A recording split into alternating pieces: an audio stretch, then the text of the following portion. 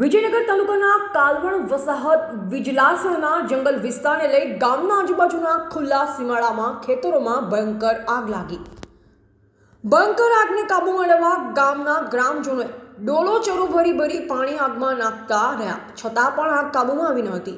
છેવટે 101 ફાયર બ્રિગેડમાં જાણ કરી રેન્જ ઓફિસમાં અધિકારીને પણ આગ લાગીની તેની જાણ કરવામાં આવી. ગ્રામ પંચાયતના વહીવટદારને પણ આગ લાગી તેની જાણ કરવામાં આવી. ફાયર બ્રિગેડવાળાની ગાડી જલ્દી આવી ન હોવાથી ગ્રામ લોકોએ પોતપોતાના ઘરેથી પાણીની ડોલો ભરી પાણી આગમાં નાખતા રહ્યા.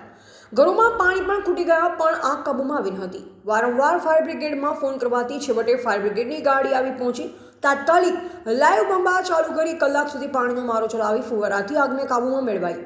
ત્યારે ગ્રામ લોકોએ હાશકાર અનુભવ્યો. જો સમયસર ફાયર બ્રિગેડ દ્વારા આગને કાબૂમાં ન લાવ્યા હોત તો આગ ગામમાં ઘૂસી ગયો અને ગામના ઘરોમાં પણ આગ લાગી ગયો અને ગ્રામ લોકોને ભારે નુકસાન ભોગવવું પડત.